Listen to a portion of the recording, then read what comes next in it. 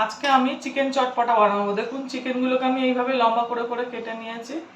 দেখুন চিকেনটা আমি নিয়ে নিয়েছি, এর মধ্যে 1 চামচ টক দই দিয়ে দেবো, আর 1 চামচও দেবো। এর মধ্যে একটু গরম মশলা দিয়ে দেবো, এই যে গরম মশলা নিয়ে নিয়েছি, একটু গরম মশলা দিয়ে দেবো, লঙ্কা গুঁড়ো দিয়ে দেবো।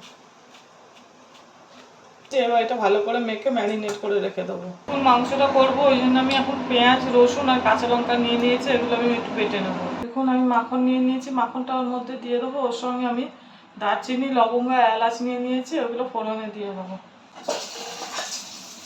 মধ্যে আমি একটু সাদা তেল দিয়ে দেবো।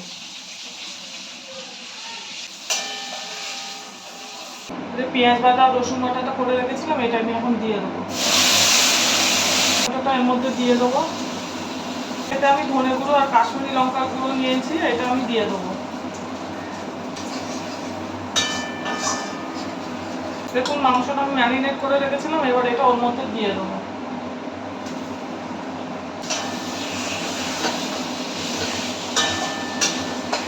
আমি নুন দিয়ে দেবো, চিনি দিয়ে দেবো, বাকি দেওয়া জলটা এর মধ্যে আমি একটু দিয়ে দেবো। একটু থালা দিয়ে এটা ঢেকে দেবো। কাজু বেটে রেখেছিলাম, কাজুটা আমি দিয়ে দেবো।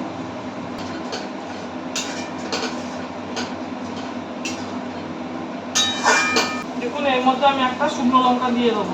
দেখুন এটা এবার একটু তেল ছেড়ে দিয়েছে, এর মধ্যে আমি এখন দুধ দিয়ে দেবো। এর মধ্যে একটু ফ্রেশ ক্রিম রেখেছি, এই ফ্রেশ ক্রিমটা ওর মধ্যে দিয়ে দেবো। এখন এই মাখনের টুকরোটা নিয়েছি, এটা এখন এর মধ্যে আমি দিয়ে দেবো। দেখুন রান্নাটা আমার হয়ে এসছে। চিকেন চটপটা রান্নাটা আমার হয়ে গেছে। এইভাবে বাড়িতে বানিয়ে করে খাবেন, খুব ভালো লাগবে আর খুব খেতে ভালো হয়।